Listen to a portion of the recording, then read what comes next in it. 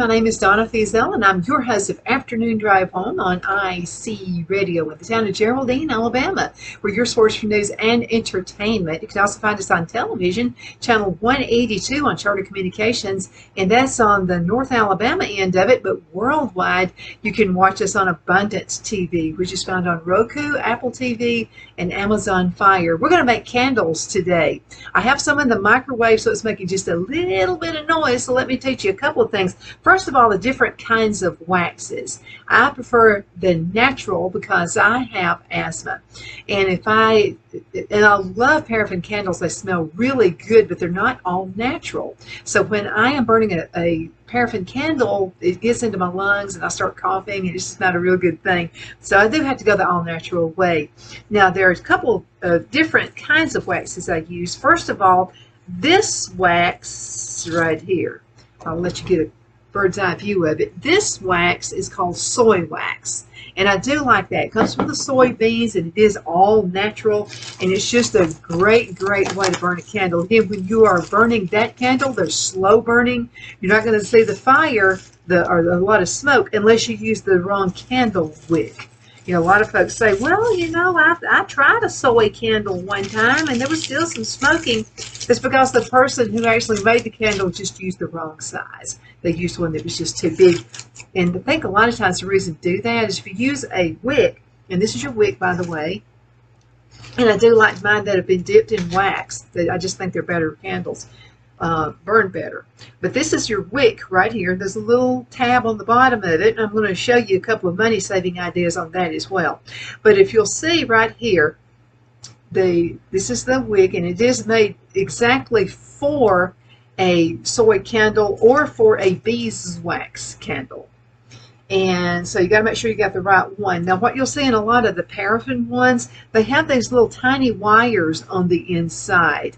And that's just to help the candle stand up straighter. I don't like to use that. That's another reason I like soy wax, because soy wax is a much harder, it's a much softer wax, and you can use a wick like this. Okay, so then again, we'll be talking about that again in just a few minutes. Now, you know, we have bees, we're beekeepers, and this is some of the beeswax that I had left over from robbing the hive a few weeks ago.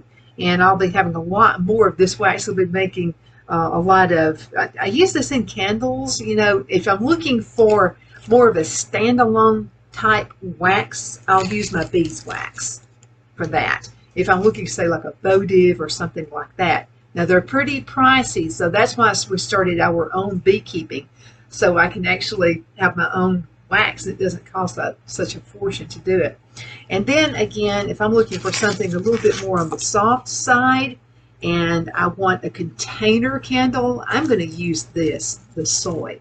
I know when we first moved to Sand Mountain area, I grew up in Oxford, and mother's side of the family is actually from Geraldine. So when I was in the 9th grade, we moved to Geraldine. And so Dad bought a farm. I think it was 45 acres, 46 acres of land. And so he worked a job, so he didn't really have time to handle a whole lot of cattle and stuff like that. So he did rent the land out. And when he rented it out, he rented it to a guy who planted soybeans. And so it's glad to know, that's how I heard my first stance of what's soybeans. So soybean wax actually comes from soybeans. And that, again, is what makes it an all-natural candle. Now, this thing has kind of stopped making the sound, so before I get it out of the microwave, I do want to show you again.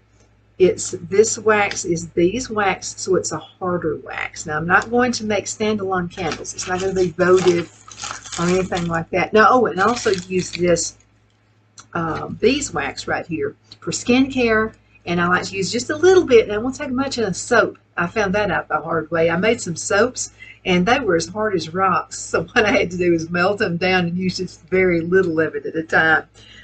But anyway, this is your soy wax, and I like to use this in my chapsticks. My chapsticks are all natural too. Everything I do is all natural. I like it that way. Okay, let's go ahead and put this out of the way. And I like to keep mine in a bag. My waxes in a bag. I just probably doesn't matter, but to me it does. I just feel like they stay fresher that way.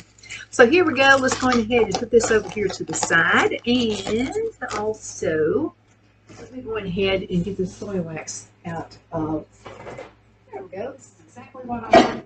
Now, I put this on for like 4 minutes in the microwave. And do use a, do make sure you use the oven, okay? Because if not, it's going to be kind of hot. And I don't think you're going to like that. Okay, now what I'm looking for also is something to stir it with. And I'm going to just use this right here. It's just a little popsicle stick. And you'll notice there's a little hole in it. And I'm going to explain that to you again in just a few minutes. Now we're going to use the little tin candles. I like these especially for Christmas presents. Or if you're going to mail a present to somebody, you don't have to worry about glass breaking. And also, because of shipping charges, shipping is a lot higher than it used to be. These are much more lightweight, so you don't have to pay as much for shipping when you use these. I'm going to not put any dye. You can put dye colors and have really pretty, gorgeous candles, and I do that a lot, but since I'm using the travel tin, I don't really think it makes that much of a difference. Now, if you're using a glass container, and I'll show you this on another show, you're going to use a glass container. You can make some really pretty ones and let the wax be super hot and let it splash the different colors, and kind of like, they're just really pretty that way. Okay, now I've melted some wax, and what I'm going to do is put some more wax into this because I want to cool it off a bit. And again, let's get to my little stick. Now you can use a paint stick, you know, just whatever you want to use. And I'm going to let that cool it off just a bit, okay, because I'll be melting some more wax too in just a minute. Let's go ahead and put it right there. I think that'll be a good spot. Now, I'm going to show you a couple different things. Okay, first of all, we're saving money, okay? And when you start a business of any kind of business, I know a lot of my crafting friends, they'll go out and not paying attention to how much something costs, or can I reuse it, can I repurpose it? And yes, you can. You can see this wig is just going to be too tall for this. I got an idea. So this is what we're going to do. We're going to cut this off just a little bit. Then I'm going to show you how to save a little bit more money. Okay, now I don't need it going all the way up to the top of this right here, because I'm going to put a lid on it and it's just going to bend it down. So what I'm going to do is cut this wick to about right here. And by the way, these are 4-ounce containers. You can get any kind of container that you want. And I wanted to explain to you about the melting down process with wicks. And by the way, I'm going to go ahead and cut this down. I'm going to make a couple more wicks out of it. Let's just cut it in half. It doesn't hurt anything. There we go. I'm going to cut that thing in half. And I'm just using one of my little, what I use for it. And the reason I like to use this instead of a pair of scissors, I want this to be kind of frayed at the ends. And you'll see why in just a minute. And now this is my wire cutter, and it's so funny how this cuts wire much better than it cuts a wig. Okay, now I want this to be frayed down at the end, and I'm going to show you why in just a couple of minutes. But first, I'm going to show you a couple of ways that you can either use these little tabs, which is good, but you know something, I don't use them, and I'm going to tell you why. I use them just for demonstration purposes, especially if I'm giving some kind of a class. And I do teach classes, by the way. This is also a little holder that you can set, and I'll show you how to use that in just a minute. And I'm also going to show you how to use other things. Okay, now these little tabs, they're less messy, they say, but now I've made thousands of candles, so they're not that messy to me. And I'll go ahead and take, this is a little sticky side, so I'm going to take this part off, and that'll go into the trash. And let's go ahead and get my little wick right here, and I'm going to put it right here. See how I'm putting this on the top? I'm putting it on the sticky side. Okay, now I'm going to take the other sticky side, and I'm going to teach you a lesson at the same time to make sure that that's good and straight. And it is. Okay, so let's go ahead and take the other sticky side. Now, a lot of folks say, you know, I buy candles and they're kind of lopsided when they burn.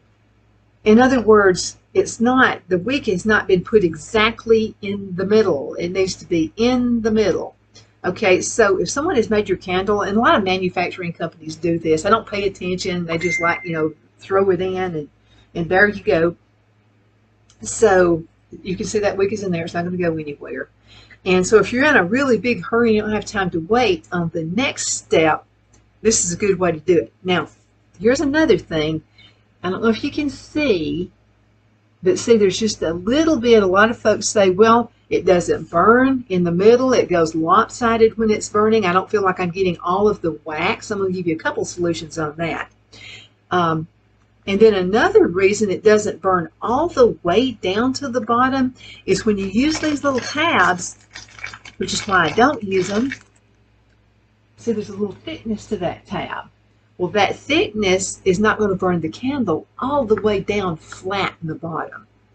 That's the big reason I don't use them, because I want you to get every little juicy bit of fragrance out of that candle that you possibly can. Now, Donna, what's the solution to that? Okay, so I'm going to show you something else. Now, we had the tab, and you also saw, I'll move those tabs up there, where I have a couple of wicks. And let's take that pot holder and put him right there. Okay, here are the wicks. Now you noticed I wanted a little frayed in. See how that's frays right there? Can you see it? There you go. See how that's frayed? Oh, I should have done my nails. Oh my goodness, they're terrible looking. So I let it fray. Now there's a reason for that. So what I'm going to do, see, I've got some little tabs that I bought. This is going to save you some money, okay? This is the one I cut off from the other wick. So what I'm going to do is go ahead and just put this through, and I want the frayed part. See how that frays right there? Now I want it to be level. See how that's level? You see? I want the frayed part to be in the bottom, and that's just going to help that wick stay in there much longer. Okay, let's go ahead and get my pliers. And I like these needle-nosed ones. Now, you want to get at the very tip of that. See this? Go to the very tip. Right there. And then you go down just a little bit more. And let me tell you why you want to do it that way. It's going to keep the wick tab flat. Now, if I were to go right down here at the very bottom, I'm not going to do it because I don't want to waste it. I'm just going to show you. If I were to go down here at the very bottom, right here, with my pliers, the very bottom, if I do that, it's going to create a curve right here in that wick. And what's going to happen is as you're melting that candle down, it's not going to sit flat. And we don't want that to happen. Okay, because again, you want your customers, or if you're making them for yourself, you're making them for Christmas presents, birthday presents, or whatever, you want everybody to get just the best, luscious fragrance that they possibly can. Now, I've got the melted wax. Let's get my little holder here. And see how that's melted. No fragrance in it yet. Okay, so I'm going to show you something. I don't want to put the fragrance in it yet. I want it to melt down. I want it to kind of cool off a little bit. But what I'm going to do is dip a little bit of that and put it into this candle. Okay, can you see? See, it's starting to move around. So let me go ahead. I can show you after it hardens.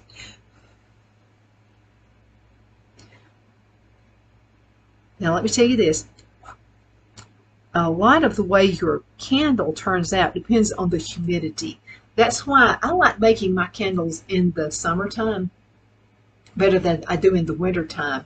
Because what I've noticed in the wintertime, the room's got to be warm. It's got to be. You can't have any of the low humidity in there, because what it can do, it'll still smell good, but I'm talking about how a candle looks, especially if you're giving it to somebody for a present. That candle's got to look good. You know what I mean? So it's not going to look that good if it has this kind of weirdness, like you'll see, like it's a cloudy looking candle. Still smells good, still good wax, but it has that clouding effect, especially if you're using a glass container. It won't matter so much if you're using a container like this. Okay. Now, that wick is in there, and this one is just about, yeah, okay. It's enough to where I can kind of show you. That wick has to be right smack dab in the middle of that container. Okay, now you can use anything for a container. Sometimes I just use jars. You can use, well, like canning jars.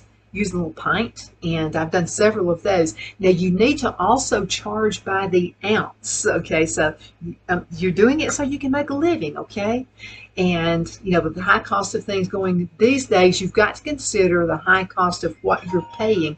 Your wax is going up in price. Everything is going up in price. And if you don't go pick sometimes I just go pick mine up. There's a place in Birmingham I get mine. Although there's a place in actually North Carolina called Candles Science. When I was living in Charlotte, North Carolina, I could go pick it up, and I had to pay for the freight. The charges have just really skyrocketed when you have to go pay for freight, because I buy mine in 50-pound and 100-pound containers this time of the year, because I'm going to be making a lot of candles. So, you know, just be aware of that. You know, things do go up in price. That's another reason, again, that we started to go ahead and get bees, and I'm a beekeeper this time. Okay, now this is still warm. I can touch the handle now without burning myself. So what I'm going to do is pour the rest of this wax up, and this is going to give me about 4 cups. Now, I can show you a little trick. Okay, you need to get the wax melted, and it's going to kind of melt on its own. And I think I'm probably nose blind, because I've made candles since forever, since the 70s, I guess, the late 70s.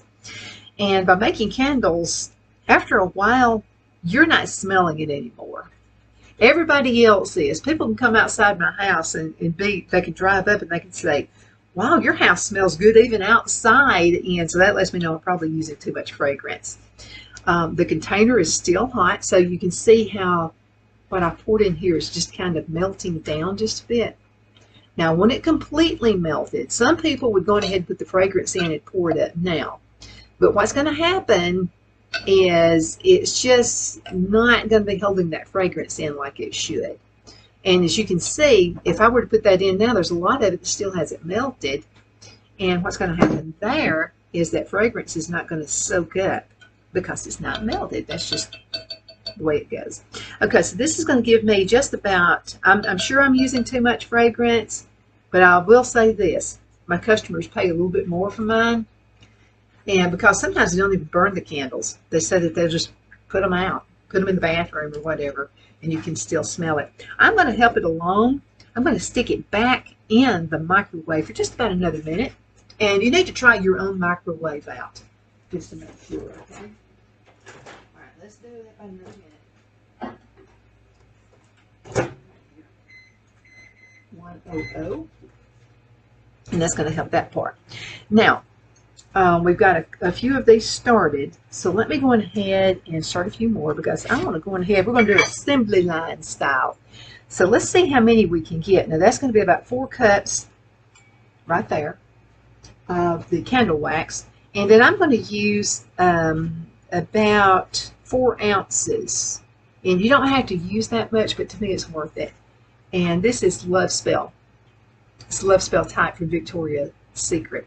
And then after we get through with that, I want to show you another good combination on what you can use. You know, some people like sandalwood. If you're looking for candles, because guys like candles too, you know, and so guys like kind of a rooty-like, tree-like, something like that fragrance. So I'll show you a good combination. Guys love French vanilla, but I'm going to show you a winning fragrance, and that is sandalwood. This is Australian sandalwood. And then this is French vanilla. So we're going to combine that fragrance and make some more candles. Okay, let's see what time. Oh, I better hurry it along. Okay. Now I'll put this in here for about another minute. So let's move this out of the way. There'll be plenty of working room when you're making candles, okay? All right, I'm going to stir this up a little bit more. Now, I want this to melt down, and I think it probably will. I think I'm allowing more time. In the wintertime, you've got to adjust, okay, the way you do things. In the wintertime, I would need to really melt that down more. So you can see how it's melting down some. And again, this is all natural. This is soy wax. So if I were making paraffin candles right now with my asthma, I would already be coughing. I mean, I wouldn't be able to handle it. So this is pretty cool. All right, now let's go ahead and put some more wicks in. And remember, we had a couple. And remember, I frayed one on the other end. So let's go on ahead and get some more ready. While I'm letting that melt, and it just looks nicer when it gets into the container as well. Now I used needle nose, and you could use any kind of plier. Just make sure now that it's good and staying in there. I've heard folks talk about buying candles before, and they would say, you know what, it would burn down, and then the wick just fell off. The wick fell down into the candle when it was melting down about halfway. Well, you got to put it in the middle, and you got to make sure that you allow enough time, if you're dipping it like I am, that it dries. Now, I want to show you something. So if I were to do this, see how that moved? Because it's not dried. See, it's going to move. I want this thing to be totally dried, because when I pour up these candles, I want the extra assurance that that wick is not going anywhere. Okay, and again, I'm going to cut a couple more. After you do a few of these, you'll kind of, you won't have to have a measuring stick. Do a few thousand. I promise you, you won't have to. Now, I could use scissors like I said before, but I prefer using this because I want it to be frayed. See how that frayed part is right there again? And I'm going to cut this one in half. So what I'm getting per wick, and I'm using a 4-ounce container. So what I'm getting, let's get another one of these ready. Again, it's a 4-ounce container. So what I'm getting is 3 to 1. I'm not throwing the wicks away. And there we go. I'm just dipping it and I'm sticking it in there. Okay, here's the one I just did. See, it's already dried. And again, it's got to be bullseye right there in the middle. Now, when I first started making candles years and years and years ago, I would get a little measuring stick. And I would put it, I'd mark it, I'd get a crayon or something. Crayons are good to use because they're wax too. But you're not like, you can melt down crayons, by the way, and make some pretty candles. But remember that little bit paraffin. So if you have asthma, you have a hard time breathing it in. Or somebody who's on an oxygen tank like that, this is going to be a great way that they could smell some nice candles. So I would measure it. And so what I would do is put a little dot right smack down in the middle so that I would know exactly where to put that wick. Again, after years and years and years of experience doing this, you can just eyeball it and make it work. Now, I could go on ahead and melt this down some more, this wax. I don't want to do that because let's pretend I have an event coming up and I've got to make 500 candles for this event. I've got to do assembly line, okay? And I got to get this thing working right. So if I melt it all the way down, there's just going to be more dry time that I've got to wait on. And I don't have time to wait. I got to get it rocking and rolling now. See how cloudy that looks? Again, if you melt it all the way down, you can see through it until it dries. But here I go. See this? I like that. I like the consistency of that. It's going to dry much faster. Again, because I'm on assembly line. I'm on an assembly line style. Okay, let's go on ahead and do a couple more. Then I'm going to add the fragrance. I want to add the fragrance when it looks like this, when it's got that cloudy, it's not dry yet. Okay, and so I want it to look like that. And let's grab another one. And remember that other wick. Again, I'm saving on some money. There is a place in Birmingham. I can't think of the name of it, but I think they're probably the only candle company. I think they're around Oxmoor Road. And so when I'm out of wax, I just go down there one day and pick it up. Now, they're not open on the weekends, which is kind of inconvenient. Um, there we go. And again, make sure that's sturdy in there. But that's where I usually go get mine. It's worth the drive, even with these crazy gas prices. It's still worth the drive to get in there and just get it. Okay, here we go. I've eyeballed it, and it's in there. See, this one is already, it's just a little bit. It hasn't done its thing yet. Okay, let's see what time it is, because you know how it is. I start talking with you, and I just forget I'm on planet Earth. Okay, here we go, and this is 4 ounces of the fragrance, and this is 4 cups. Remember, 4 cups, 4 ounces. That's just, again, my ratio. You can use a lot less. Some people only use 2 ounces. I want 4. When I make chocolate chip cookies, instead of 1 cup of chocolate chips, I do 2 cups. I over access everything, I'm sure. Okay, I'm going to get every last bit of that awesome drop that I possibly can out of there and make it smell so heavenly. It smells so good. Now make sure you give this a really good stir, okay? That's extremely important.